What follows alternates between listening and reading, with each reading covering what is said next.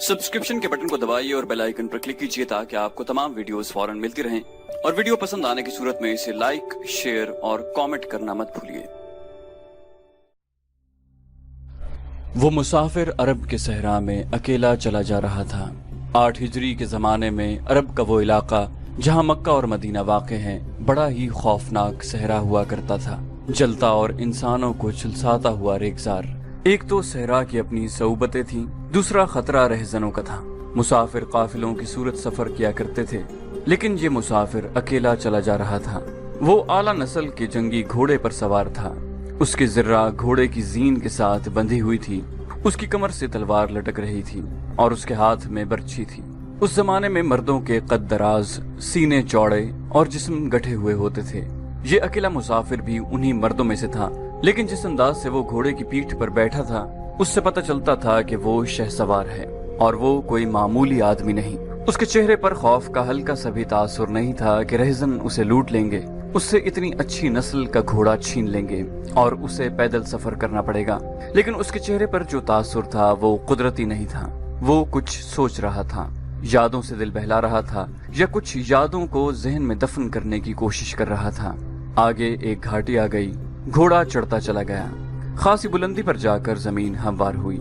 सवार ने घोड़ा रोककर उसे घुमाया और रिकाबों पर खड़े होकर पीछे देखा। उसे मक्का नजर न आया। मक्का उफक के नीचे चला गया था। अबू सुलेमान, उसे जैसे आवाज सुनाई दी हो, अब पीछे न देखो, मक्का को जहन से उतार दो, तुम मर्द मैदान हो, अपने आप को 2 हिस्सों में न कटने दो, अपने फैसले पर कायम रहो, तुम्हारी मंजिल मदीना है। उसने मक्का की समत से निगाहें हटा ली, घोड़े का रुख मदीना की तरफ किया और बाग को हल्का सा झटका दिया। घोड़ा अपने सवार के इशारे समझता था, नपी तुली चाल चल पड़ा। सवार की उम्र 43 बरस थी, लेकिन वो अपनी उम्र से जवान लगता था। सुलेमान उसके बेटे का नाम था। उसके बाप का नाम अल वलीद था। उसे अबू सुलेमान कहलाना ज्यादा पसंद था। उसे मालूम न था कि तारीख उसे खालिद बिन वलीद के नाम से याद रखेगी। ये नाम इस्लाम की अस्करी रिवायात और जज्बे का दूसरा नाम बन जाएगा। मगर 43 बरस की उम्र में जब खालिद मदीने की तरफ जा रहा था, उस वक्त वो मुसलमान नहीं था। छोटी छोटी झड़पों के अलावा वो मुसलमानों के खिलाफ 2 बड़ी जंगे उहद और जंगे खंदक लड़ चुका था। जब रसूल करीम सल्लल्लाहु अलैहि वसल्लम पर 610 ईस्वी बरोज सोमवार पहली वही नाजिल हुई, उस वक्त खालिद की उम्र 24 साल थी। उस वक्त तक वो अपने कबीले बनु मखजूम की अस्करी कुव्वत का कायद बन चुका था। बनु मखजूम का शुमार कुरैश के चंद एक मुअज़्ज़ज़ खानदानों में होता था। कुरैश के अस्करी उमूर उसी खानदान के सुपुर्द थे। कुरैश खालिद के बाप अल वलीद के अहकाम और फैसले मानते थे। 24 बरस की उम्र में यह हैसियत खालिद को भी हासिल हो गई थी, मगर इस हैसियत को ठुकरा कर खालिद अबू सुलेमान मदीने को जा रहा था। कभी वो महसूस करता जैसे उसकी जात से कोई कुव्वत उसे पीछे को घसीट रही हो। जब वो इस कुव्वत के असर को महसूस करता तो उसकी गर्दन पीछे को मुड़ जाती, लेकिन उसकी अपनी जात से एक आवाज उठती, आगे देख खालिद, तू वलीद का बेटा तो है, लेकिन वो मर गया है। अब तू सुलेमान का बाप है, वो जिंदा है। उसके जहन में 2 नाम अटक गए, मोहम्मद सल्लल्लाहु अलैहि वसल्लम जो एक नया दीन लेकर आए थे, और अल वलीद जो खालिद के बाप और मोहम्मद सल्लल्लाहु अलैहि वसल्लम और आपके नई दीन का बड़ा दुश्मन था। बाप ये दुश्मनी विरसे के तौर पर खालिद के हवाले करके दुनिया से उठ गया था। खालिद के घोड़े ने पानी की मुश्क पर अपने आप ही रुख बदल लिया था। खालिद ने उधर देखा, उसे गोल दायरे में खजूरों के दरख्त और सहरा के झाड़ी नुमा दरख्त नजर आए। घोड़ा उधर ही जा रहा था। नखलिस्तान में दाखिल होकर खालिद घोड़े से कूद गया। इमामा उतार कर वो पानी के किनारे 2 जानू हो गया। उसने पानी चुल्लू भर भर कर अपने सर पर डाला और 2-4 छींटे मुंह पर फेंके। उसका घोड़ा पानी पी रहा था। खालिद ने इस चश्मे से पानी पिया जो सिर्फ इंसानों के इस्तेमाल के लिए था। ये एक छोटा सा जंगल था। खालिद ने घोड़े की जीन उतारी और जीन के साथ बंधी हुई छोटी सी एक दर्री खोलकर झाड़ी नुमा दरख्तों के झुंड तले बिछाई और लेट गया। वो थक गया था, थोड़ी देर के लिए सो जाना चाहता था, मगर उसके जहन में यादों का जो काफिला चल पड़ा था वो उसे सोने नहीं दे रहा था। उसे 7 साल पहले का एक दिन याद आया जब उसके अजीजों ने मोहम्मद सल्लल्लाहु अलैहि वसल्लम को कत्ल करने का मंसूबा बनाया था। इस मंसूबे में खालिद का बाप अल वलीद पेश था। वो सितंबर 622 ईस्वी की एक रात थी। कुरैश ने रसूल खुदा सल्लल्लाहु अलैहि वसल्लम को सोते में कत्ल करने के लिए ऐसे आदमी चुने थे जो इंसान के रूप में वहशी और दरिंदे थे। खालिद कुरैश के सरकर्दा खानदान का जवान था। اس وقت اس کی عمر 27 سال تھی۔ وہ حضور اکرم صلی اللہ علیہ وسلم کے قتل کی سازش میں شریک تھا، لیکن وہ قتل کے لیے جانے والوں کے گروہ میں شامل نہیں تھا۔ اسے 7 سال پہلے کی وہ رات گزرے ہوئے کل کی طرح یاد تھی۔ وہ اس قتل پر بھی خوش تھا اور ناخوش بھی۔ خوش اس لیے کہ اس کے اپنے قبیلے کے ہی ایک آدمی نے اس کے مذہب کو، جو بت پرستی تھی، باطل کہہ دیا اور اپنے آپ کو خدا کا پیغمبر کہہ دیا۔ ایسے دشمن کے قتل پر خوش ہونا فطری بات تھی، اور وہ ناخوش اس لیے تھا کہ وہ اپنے دشمن کو للکار کر آمنے سامنے کی لڑائی لڑنے کے قائل تھا۔ اس نے سوئے ہوئے دشمن کو قتل کرنے کی کبھی سوچی ہی نہیں تھی۔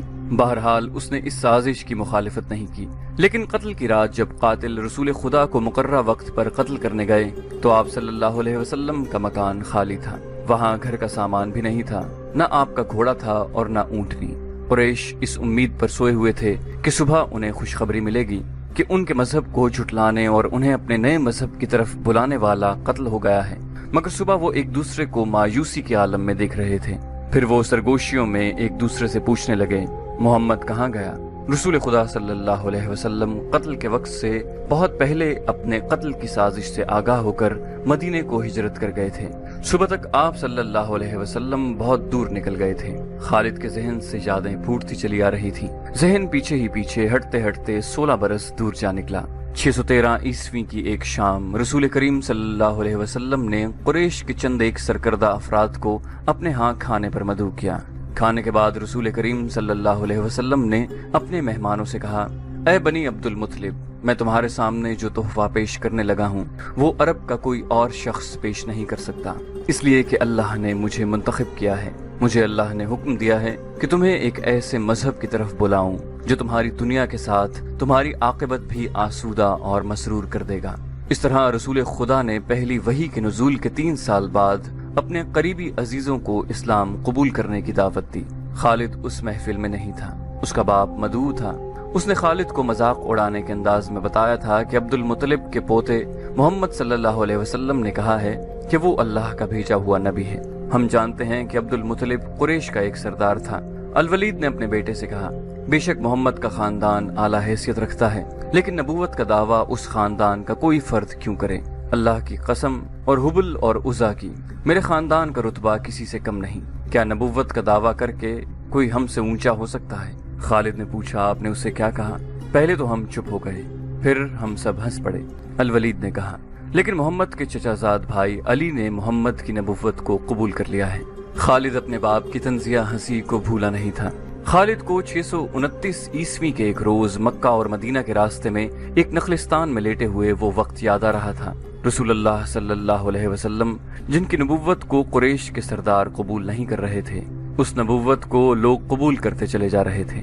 ان میں اکثریت نوجوانوں کی تھی، بعض مفلس لوگوں نے بھی اسلام قبول کر لیا۔ اس سے نبی کریم صلی اللہ علیہ وسلم کے حوصلے میں جان آ گئی اور آپ صلی اللہ علیہ وسلم نے اسلام کی تبلیغ تیز کر دی۔ آپ بت پرستی کے خلاف تھے۔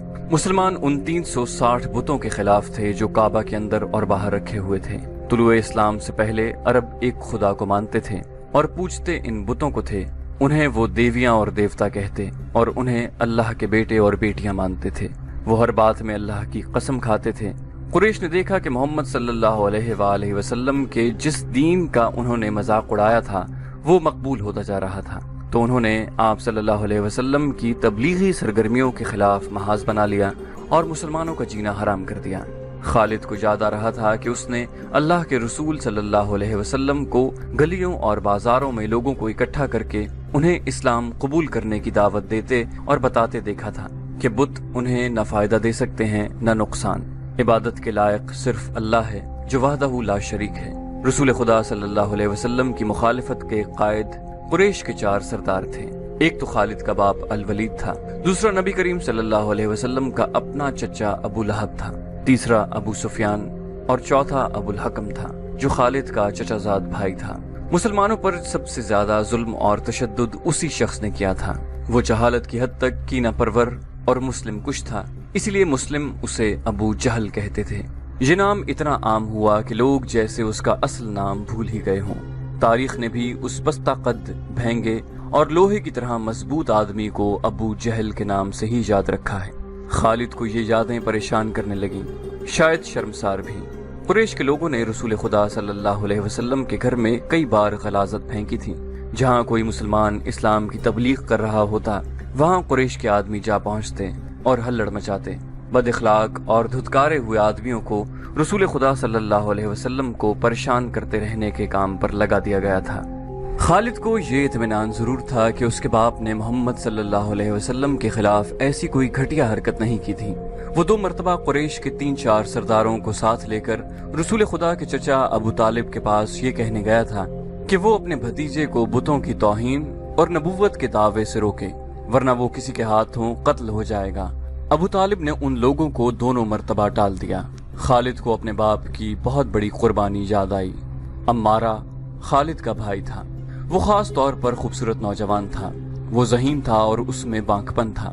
خالد کے باپ الولید نے اپنے اتنے خوبصورت بیٹے عمارہ کو قریش کے 2 سرداروں کے حوالے کیا اور انہیں کہا کہ اسے محمد کے چچا ابو طالب کے پاس لے جاؤ اور اس سے کہو کہ میرا بیٹا رکھ لو اور اس کے بدلے محمد صلی اللہ علیہ وسلم ہمیں دے دو۔ خالد اپنے باپ کے اس فیصلے پر کانپ اٹھا تھا، اور جب اس کا بھائی عمارہ دونوں سرداروں کے ساتھ چلا گیا تو خالد تنہائی میں جا کر رویا۔ سرداروں نے عمارہ کو رسول کریم کے چچا کے آگے کر کے کہا، ابو طالب، اسے تم جانتے ہو، یہ عمارہ بن الولید ہے۔ تم یہ بھی جانتے ہو کہ بنو ہاشم نے جس کے تم سردار ہو ابھی تک اس جیسا سجیلا اور عقل مند جوان پیدا نہیں کیا۔ یہ ہم ہمیشہ کے لیے تمہارے حوالے کرنے آئے ہیں۔ اسے اپنا بیٹا بنا کر رکھو، یہ تمام عمر تمہارا فرما بردار رہے گا، اور اگر اسے اپنا غلام بنا لو گے تو قسم ہے اللہ کی تم پر اپنی جان بھی قربان کر دے گا۔ مگر تم اسے میرے حوالے کیوں کر رہے ہو؟ ابو طالب نے پوچھا، کیا بنو مخزوم کی ماؤں نے اپنے بیٹوں کو نیلام کرنا شروع کر دیا ہے؟ کہو اس کی کتنی قیمت چاہتے ہو، اس کے عوض ہمیں اپنا بھتیجا محمد دے دو۔ قریش کے ایک سردار نے کہا، تمہارا یہ بھتیجا تمہاری رسوائی کا باعث بن گیا ہے۔ اس نے تمہارے آباء و اجداد کے مذہب کو رد کر کے نیا مذہب بنا لیا ہے۔ کیا تم دیکھ نہیں رہے کہ تم نے اس قبیلے میں آدمی کو آدمی کا دشمن بنا دیا ہے؟ تم میرے بھتیجے کو لے جا کر کیا کرو گے؟ قتل۔ قریش کے دوسرے سردار نے جواب دیا، ہم محمد کو قتل کریں گے، یہ بے انصافی نہیں ہوگی۔ تم دیکھ رہے ہو کہ ہم تمہارے بھتیجے کے بدلے تمہیں اپنا بیٹا دے رہے ہیں، یہ بہت بڑی بے انصافی ہوگی۔ ابو طالب نے کہا، تم میرے بھتیجے کو قتل کرو گے اور میں تمہارے بیٹے کو پالوں گا اور اس پر خرچ کروں گا اور اسے بہت اچھی زندگی دوں گا۔ تم میرے پاس کیسا انصاف لے کر آئے ہو؟ میں تمہیں عزت سے رخصت کرتا ہوں۔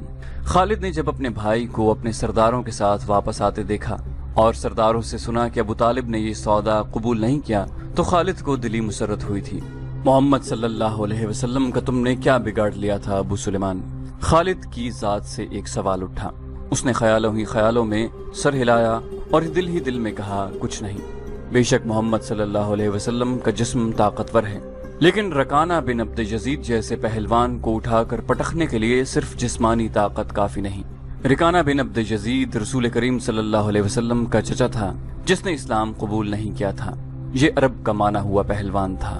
نامی گرامی پہلوان آئے جنہیں اس نے ایک ہی داؤں میں پٹخ کر اٹھنے کے قابل نہیں چھوڑا۔ وہ وحشی انسان تھا، صرف لڑنا مارنا جانتا تھا۔ خالد کو وہ وقت یاد آنے لگا جب مسلمانوں کو دق کرنے والے 3-4 آدمیوں نے ایک دن رکانہ پہلوان کو خوب کھلایا پلایا اور اسے کہا تھا کہ تمہارا بھتیجا محمد صلی اللہ علیہ وسلم کسی کے ہاتھ نہیں آتا، نہ اپنی تبلیغ سے باز آتا ہے، نہ کسی سے ڈرتا ہے، اور لوگ اس کی باتوں کے جادو میں آتے چلے جا رہے ہیں۔ کیا تم اسے سیدھا نہیں کر سکتے؟ رکانہ نے اپنے چہرے پر مست بھینسے کا تاثر پیدا کر کے تکبر کے لہجے میں کہا تھا، کیا تم میرے ہاتھوں اس کی ہڈیاں توڑوانا چاہتے ہو؟ لاؤ اسے میرے مقابلے پر، لیکن وہ میرا نام سن کر مکہ سے بھاگ جائے گا۔ نہیں، میں اس کے ساتھ لڑنا اپنی توہین سمجھتا ہوں۔ اس نے اکسانے والے آدمیوں کی بات نہ مانی۔ وہ کسی پہلوان کو اپنے برابر سمجھتا ہی نہیں تھا۔